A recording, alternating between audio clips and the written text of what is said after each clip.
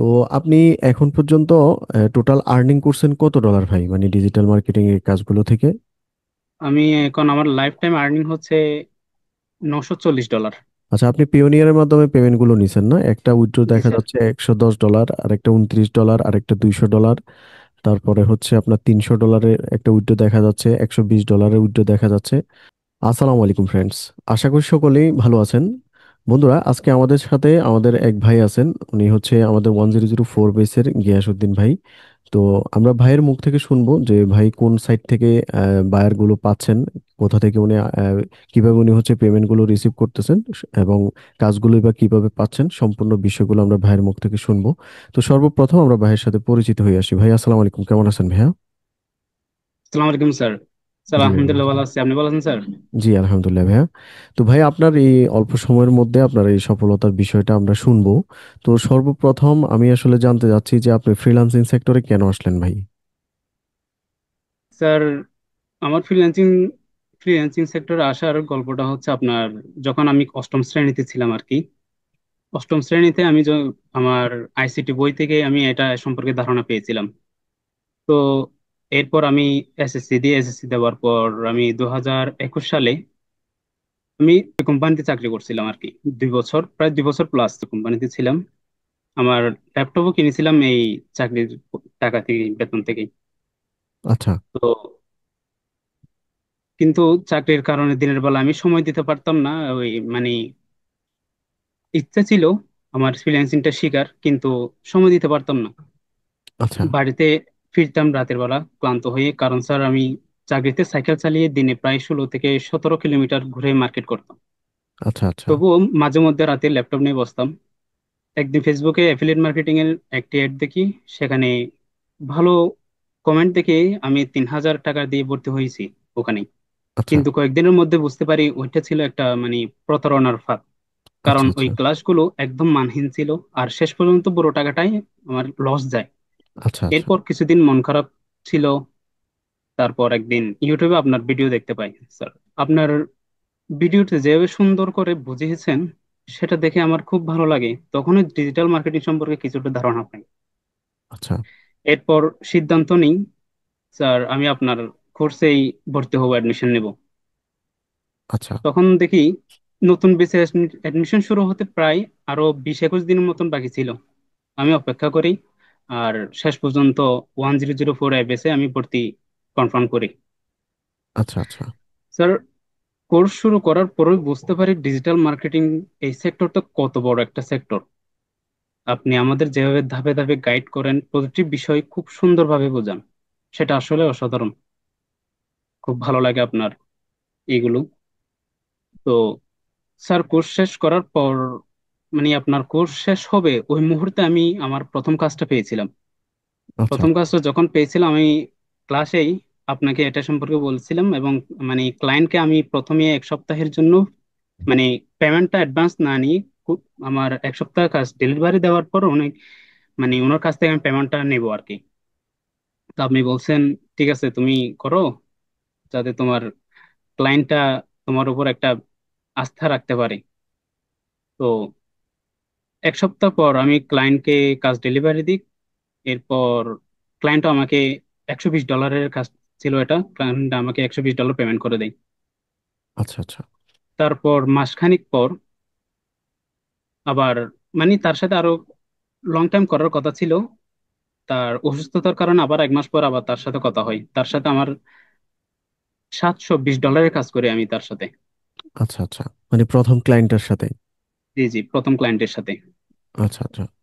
তো এরপর তার ওখানে আমেরিকার ক্যালিফোর্নিয়াতে আগুন ধরছিল না, আগুন হুম লাগছিল হুম যে, হুম, জি। সে কারণে তার সাথে আর কন্টিনিউ করা হয় নাই। তার বিজনেসে অনেক নাকি ওনার অনেক লস হয়েছিল তখন। তার মানে মেইনলি আপনি আমাদের প্রথমেই ইউটিউব ভিডিও দেখছেন, ইউটিউব ভিডিও দেখে আপনি প্রায় অনেক আগে থেকেই ফ্রিল্যান্সিং ইন্টারেস্টেড ছিলেন, এবং কয়েক জায়গায় ধোঁকা খাওয়ার পরে এসে আপনি আমাদের এখানে আল্লাহর রহমতে সাকসেস হয়েছেন।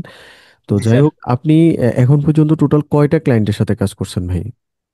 এখন পর্যন্ত আমি প্রথম ক্লায়েন্ট ওটা, আর একটা হচ্ছে আপনার সোশ্যাল মিডিয়া ম্যানেজমেন্ট নিয়ে একটা করছি। তারপর আর একটা আপওয়ার্ক থেকে, এবং এখন আরো একটা রানিং আছে।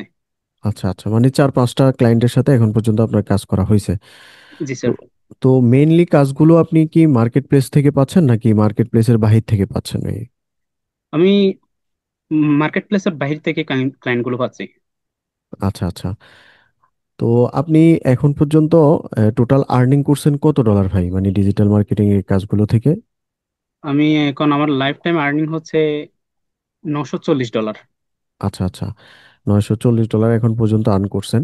তো আপনি আমাদের অডিয়েন্সদের ট্রাস্টের স্বার্থে আপনি কি আমাদেরকে একটু স্ক্রিন শেয়ার করে দেখাইতে পারবেন আপনার যে পেমেন্ট গুলো আপনি রিসিভ করছেন সেগুলো? জি স্যার, অবশ্যই।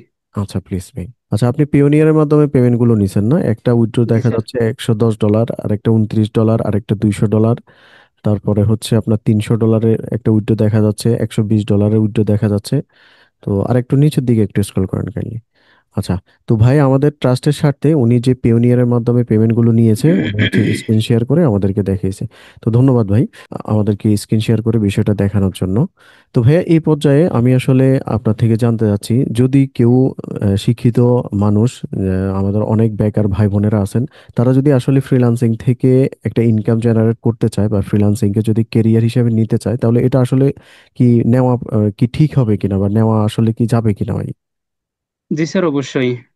মনে করেন আমি আমার ওই চাকরি যেটাতে আমি ছিলাম প্রথমে, ওটাতে আমার খুব অল্প পরিমাণে বেতন ছিল। আচ্ছা এবং যে পরিমাণে বেতন ছিল, প্রেসার ছিল তার থেকে 5 থেকে 10 গুণ হবে আমার মনে হয়। এরকম আচ্ছা। প্রেসার ছিল। এখন আমি আমার নিজের মতন করে আমার সময় মতন আমি কাজ করতেছি। আর আমার মানে স্বাধীনতা আছে একটা, আমার আমার যখন ইচ্ছা আমি কাজ করতেছি, আমার যখন ইচ্ছা আমি করতেছি। এভাবেই আমি এগুলো করতেছি আর কি। আমাদের একটা 13 জন একটা টিম মেম্বার আছে আর কি, এজেন্সি। আমরা একটা এজেন্সি দিছি, নাম হচ্ছে এলিট ফ্রিল্যান্সার্স হাব। তো আচ্ছা এটা থেকে আমরা খুব ভালো একটা রেসপন্স পাচ্ছি। মানে লোকালি এবং মানে কি আউটসাইডের আর কি, ভালো একটা রেসপন্স পাচ্ছি। ইনশাল্লাহ এটাও সামনে আরো বড় হবে, এটার জন্য দোয়া করবেন। ইনশাল্লাহ। তো আমি সবার উদ্দেশ্যে বলবো, মানে এই ডিজিটাল মার্কেটিং সেক্টরটাকে যদি নিজের কেরিয়ার গড়ার হিসেবে নিতে চান, তাহলে একটা এখনই নিয়ে নিতে হবে। মানে পরে নিব, পরে করব, এটা কিন্তু এটা ধরে বসে থাকলে কিন্তু মানে কি কাজটা এগোবে না আর। আচ্ছা আচ্ছা। আচ্ছা ভাই, এখন মনে করেন যে একজন নতুন মানুষ যদি আসলে ফ্রিল্যান্সিং এ যদি ফোকাস করতে চায় বা ধরেন ডিজিটাল মার্কেটিং এ যদি ফোকাস করতে চায়, তাহলে তার আসলে কোন বিষয়টার উপর, আপনার মানে নিজের ব্যক্তিগত অভিজ্ঞতার আলোকে আমি জানতে চাচ্ছি যে তার আসলে কোন বিষয়টার উপর বেশি ফোকাস করা উচিত? বর্তমানে মনে করেন যদি সহজেই আপনার এই ডিজিটাল মার্কেটিং সেক্টরে আর্নিং পর্যন্ত যদি যেতে চায় আর কি, সহজেই আমাদের ডিজিটাল মার্কেটিং তো অনেক সেক্টর আছে। তো এগুলোর মধ্যেই আমার মনে হয় ইউটিউব, তারপর হচ্ছে আপনার Facebook ads, social media marketing, এগুলো হচ্ছে এখন সবচেয়ে জনপ্রিয় আর কি। মানে এগুলোর ডিমান্ডও এখন ভালো আছে। আচ্ছা আচ্ছা, মানে এগুলো দিয়ে নতুন অবস্থায় মানুষ হচ্ছে ডিজিটাল মার্কেটিং এর যাত্রাটা শুরু করতে পারে। তো আমি জি স্যার। হ্যাঁ, আমিও ভাইয়ের সাথে একটু অ্যাড করতে চাই। আসলে মেনলি আপনারা যারা ফ্রিল্যান্সিং এ আসতে যাচ্ছেন, ফ্রিল্যান্সিং এমন কোনো সেক্টর না যেখানে আপনি আজকে আসলে কালকে থেকে ইনকাম শুরু করতে পারবেন। হ্যাঁ, এখানে আপনাকে প্রথমত প্রপারলি কাজগুলো শিখতে হবে সঠিক জায়গা থেকে এবং সঠিক মেন্টর থেকে। তারপর আপনাকে হচ্ছে পরিশ্রম করতে হবে এবং লেগে থাকতে হবে। যদি লেগে থাকতে পারেন, পরিশ্রম করতে পারেন এবং সঠিক একটা স্কিল নিয়ে, আপনি সঠিক গাইডলাইন নিয়ে যদি আগাইতে পারেন, তাহলে ডেফিনেটলি এই সেক্টরে খুব ভালো করা সম্ভব। তো ভাই, আপনার জন্য অনেক বেশি শুভকামনা এবং আপনার জন্য আসলে অনেক বেশি দোয়া। তো আশা করব যে আপনি মার্কেট প্লেসের বাইরে যেভাবে ভালো করতেছেন, মার্কেট প্লেসেও আপনি ইনশাল্লাহ খুব ভালো করবেন। তো আমার জন্য দোয়া করবেন, ইনশাল্লাহ কথা হবে। জি, আসসালামু আলাইকুম। আসসালামু আলাইকুম।